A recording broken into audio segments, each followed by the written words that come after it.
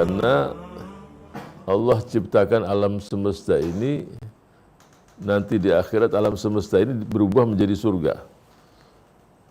Jannatin arduhas samawati wal ard, surga yang luasnya itu seluas alam semesta ini. Untuk siapa? Untuk yang beriman. Jadi semakin banyak yang beriman, maka mereka diuntungkan karena luasnya surga itu luar biasa. Wal takum minkum ummatun. Nah, ini harus memang bukan pribadi yang melakukan amar ma'ruf nahi mungkar, maka sebaiknya adalah kelompok umat, tidak individu. Artinya saya tidak mengatakan individu tidak boleh, tapi memang pekerjaan ini perlu ijtihad di lapangan juga supaya tidak keliru. Contoh umpamanya, jangan melakukan, kalau amar ma'ruf, kenapa didahulukan amar ma'ruf dari nahi mungkar, nanti saya akan jelaskan. Bahkan kenapa didahulukan amar ma'ruf nahi mungkar wa tu'minuna billah sebelum beriman kepada Allah, nanti juga akan saya jelaskan. Karena ketika melakukan amar ma'ruf, terutama nahi mungkar, bisa saja di lapangan itu seseorang bisa keliru. Contoh, dia tidak memahami banyak tentang ilmu. Yang dia akan lakukan nahi mungkar adalah sesuatu perbedaan pendapat di antara ulama. Ini bukan pada tempatnya. Bagaimana dia melakukan nahi mungkar sesuatu di mana di situ ada beberapa pendapat. Umpama contoh, ini contoh sederhana, masalah khilafiyah. Khilafiyah kalau di bulan puasa ada yang tarawih 23, ada yang 11. Khilafiyah ada yang kunut, ada yang tidak berkunut. Khilafiyah ada yang membaca bismillah secara terang-terangan, ada yang sirran. Karena ilmunya tidak banyak, dia menganggap inilah tempat untuk nahi mungkar. Ya. Dia anggap ya ini harus, karena dia melihat pendapat dia yang paling benar.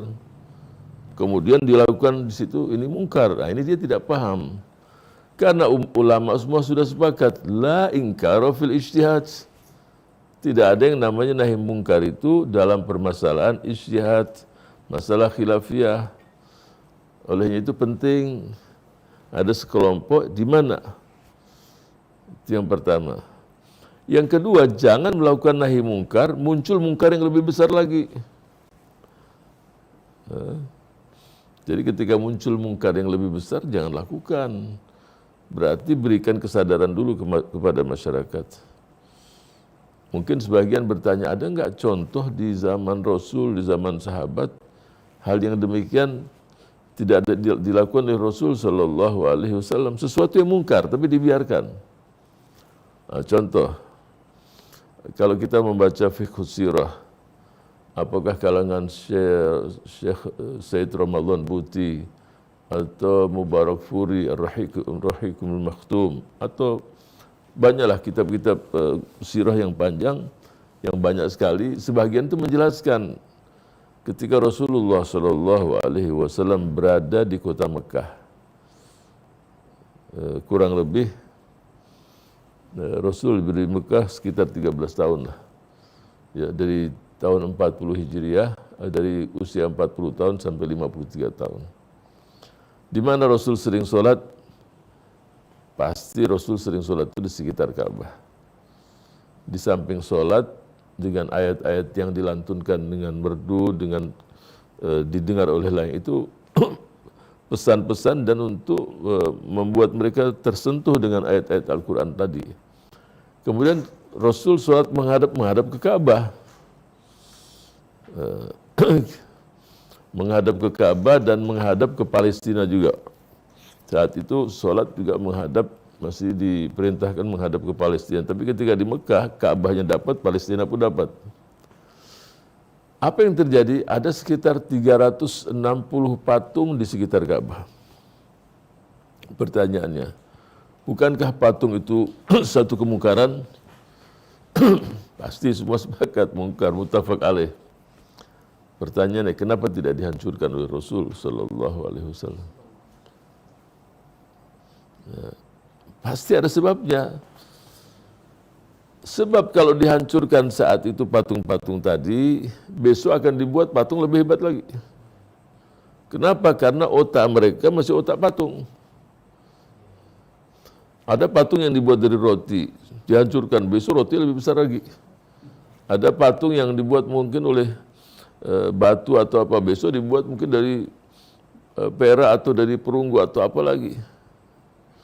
Ya, jadi karena otak mereka ini yang perlu diperbaiki dulu, maka prioritasnya bukan menghancurkan patung, tapi menghancurkan apa yang di otak mereka itu sendiri. Jadi kalau kita melakukan kemungkaran, mencegah kemungkaran, muncul kemungkaran yang lebih besar, maka ditunda terlebih dahulu. Nah, jadi tidak terburu-buru, tetapi dengan melihat apa skala prioritasnya. Kalau masyarakatnya perlu dijelaskan, diperbaiki cara berpikir mereka, ya kita sabar. Yang penting targetnya juga kita mencegah kemungkaran tersebut. Tetapi ada kemungkaran yang kita nggak perlu takut. Contoh umpamanya, contoh masyarakat setiap hari menaruh kembang atau apa, ini masyarakat yang dia muslim, cuma cara berpikirnya keliru. Ya, takut dengan pohon. Ya, kemudian takut dengan ini, katanya di sini ada jinnya. Katanya, pokoknya ketakutan yang berlebihan. Ya, kemungkaran yang begini pun ya harus ada yang berani. Ya, kalau memang tempat itu menjadi satu tempat yang membuat masyarakat tersebut imannya jadi rusak, jadi syirik dan lain sebagainya, ini harus diselesaikan dengan, apalagi yang menyelesaikan tadi mampu mampu untuk umpamanya kalau cukup dengan disadarkan dia selesai. Tapi kalau sampai ketakutan dengan wah ini kalau ditebang nanti banyak yang mati, ya nanti kalau ditebang nanti ini, akhirnya di masyarakat bahwa pohon ini memberikan manfaat dan mazarat, yang mampu memberikan manfaat dan mazarat hanya Allah sendiri, nggak ada yang lain. Nah, ini harus diluruskan akidah semacam itu. Olehnya itu ada yang, tapi kalau masyarakatnya masih jahil semua, kalau ditebang kemudian terjadi peperangan, ya sabar dulu. Ini perlu dijelaskan, sebab untuk apa antara mereka-mereka yang beriman bunuh-bunuhan. Tapi diluruskan. Cuma karena hanya ketakutan, wah nanti kalau begini terjadi begini, orang harus berani. Ya, jadi dilihat, oh rupanya masyarakat ini bukan beda pendapat, takut sama pohon ini. Nah, kalau itu ya harus dilawan dengan iman, dilawan dengan keberanian, diyakinkan masyarakat bahwa ini nggak ada masalah apa-apa. Yang memberikan kemadaratan, manfaat dialah hanya Allah Subhanahu wa taala. Itulah makna la ilaha illallah.